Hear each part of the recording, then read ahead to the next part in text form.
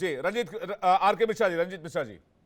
विवेक जी, आज के डिबेट में आपने मुझे मुश्किल से 30 सेकंड दिया है, तो माफी आपसे चाहूंगा आग्रह है सर। कि सर देखिए, तहे कम दिल से से माफी चाहता हूं। हाँ, करबद्ध कम से कम करबद्ध नहीं माफी नहीं चाहता हूं आपसे।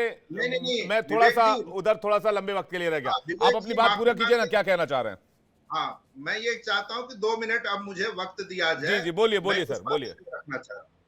देखिए, 2014 में माननीय प्रधानमंत्री जी ने चुनाव के पूर्व इस देश को कई सपने दिखाए थे, कई वादे किए थे। बस बिंदुवार में 5 चर्चा आपसे करूंगा। जी उन्होंने युवाओं से क्या कहा था? युवाओं से कहा था कि आपको 2 करोड़ रोजगार प्रतिवर्ष देंगे, यानी 20 करोड़ रोजगार उनको देने चाहिए थे।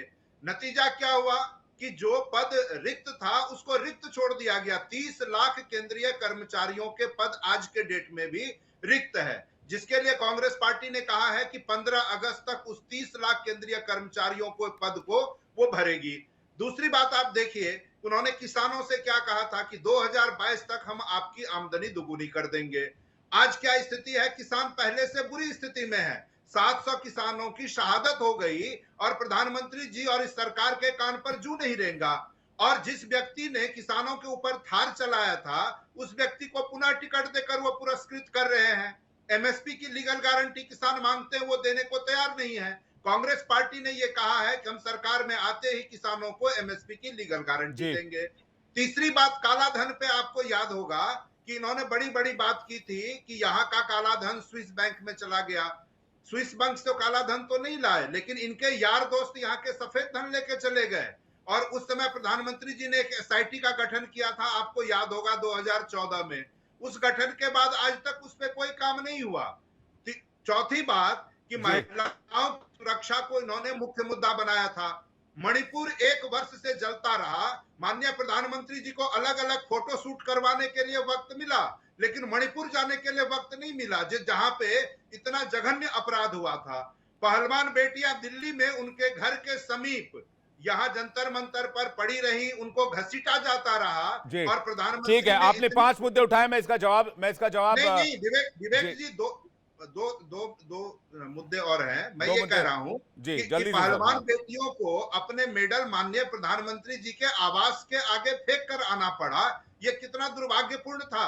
और उस व्यक्ति पर जिस पर आरोप लगा, उसके बेटे को आपने टिकट देकर फिर से पुरस्कृत कर दिया। भारत के ऊपर ऋण की बात जो होती है, ये कहते हैं 70 साल में लोगों ने क्या किया। 70 साल में सारे प्रधानमंत्री मिलकर 55 लाख करोड़ का ऋण भारत पर हुआ था। इन्होंने 205 लाख करोड़ पहुंचा दिया। ये काम ये करते रहे। आज घरेलू बचत 50 वर्षों में सबसे कम है, ये ऑन रिकॉर्ड है। महंगाई उस समय में 400 रुपए में कांग्रेस के समय में सिलेंडर मिलती थी, तो इनको बहुत महंगी लगती थी, ये 1100 रुपए आपने, में बेचते ठीक है, रहे। एक सर्वे आया था हाल में, एक सर्वे हुआ जिसमें पूछा गया कि विवेक क्या जी, किसान निधि विवेक जी, जैसी कई योजनाएं सरकार चला रही, इससे विवेक जी, किसानों को फायदा हुआ है। विवेक जी, 56% विवेक जी, किसानों ने इस बात को स्वीकार किया था कि मौजूदा सरकार द्वारा चलाई गई योजनाओं से उनको विवेक फायदा जी, हुआ है, और एक बड़ी संख्या विवेक है जी, ये। आर के मिश्रा जी, आप लोग आउटराइटली कह रहे हैं किसानों को बहुत ज्यादा जो है वो इस सरकार में फायदा नहीं हुआ है। इसके नहीं पीछे का 10 रीजन सेकंड। सिर्फ वो आय डबल करने वाली बात है, या कुछ और प्रोमिसेस भी हैं? देखिए, 10 सेकंड में मैं अपनी बात पूरी कर दूं। जी मैं ये कह रहा हूं कि माननीय प्रधानमंत्री जी ने जो जो वादे किए थे, उनको देश के समक्ष जाना चाहिए कि भाई हमने ये वादे किए थे, उसमें हमने ये काम किया। आज उनके पास कोई तर्क नहीं है कि देश के लोगों को वो बता सके कि उन्होंने जो वादे किए थे ठीक है, मैं वो कौशल कांत जी पूरे से हुए इसका कि जवाब नहीं। लूंगा, लेकिन संजीव कौशिक जी के पास जा रहा हूं। संजीव कौशिक जी, आप क्या कहेंगे? देखिए विवेक भाई, 10 साल तक रहने के बाद में देश के प्रधानमंत्री और भारतीय जनता पार्टी लोगों के बीच में जाएगी। निश्चित तौर पे उनके पास उपलब्धियों की फहरिस्त इतनी बड़ी होनी चाहिए कि केवल वो उपलब्धियों पे बात करे। लेकिन जब वो भागते हुए दिखाई दे रहे हैं, जब अपने मुद्दे से वो भटकते हुए दिखाई दे रहे हैं और तमाम विपक्षी पार्टियों को ही घेरने का प्रयास कर रहे हैं, उनकी छोटी छोटी बातों पर वो उलझ के और उन्हीं बात को खींचने का प्रयास कर रहे हैं, तो निश्चित तौर पे शक शुबा तो होता ही है कि आपने यदि कुछ किया होता तो उसके बारे में बात करते। आपने कहा था कि 100 स्मार्ट सिटी, तो बता दीजिए, 100 नहीं 85 बता दीजिए। आपने कहा था कि हवाई चप्पल वाले हवाई जहाज पे घूमेंगे, 2-4 बता दीजिए। आपने कहा था कि महंगाई खत्म कर देंगे, आप बता दीजिए कि 100 रुपए का तेल 200 रुपए में नहीं बिक रहा है। आपने कहा था कि बेरोजगारी खत्म कर देंगे, बेरोजगारों की स्थिति क्या है ये बता दीजिए।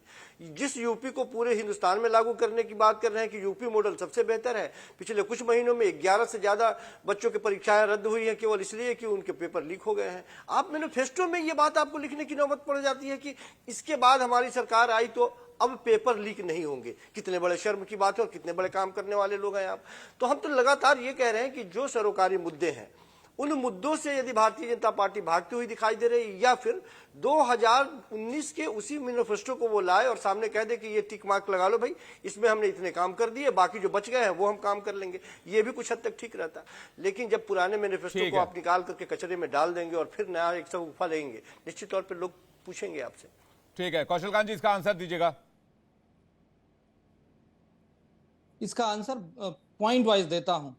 ये रोजगार जल्दी की से बात आंसर। कर रहे थे जी। रोजगार में यह है कि 2014 में 11,000 करोड़ ईपीएफओ के अकाउंट थे, जो इस समय करीब करीब 32,000 करोड़ हो गए। 2022 का आंकड़ा मेरे पास है और 2032 का आंकड़ा है कि 32,000 करोड़ ईपीएफओ अकाउंट खुले हैं। 7.5 करोड़ लोगों के पास पहले कोई भी उनका खुद का वाहन नहीं होता था। 11,000 करोड़ या 11 करोड़ कौशल कांत जी? 44 11 करोड़ 2014 तक थे, 26 करोड़ के आसपास 2022-23 तक का आंकड़ा है। हाँ आंकड़े जी क्या जी दे जी रहे बिल्कुल हैं बिल्कुल। आप देखें, अरे भाई सुन तो हास्यास्पद आंकड़े हैं, लीजिए। थोड़ा सा तो ठीक अरे कर दो भाई भाई साहब।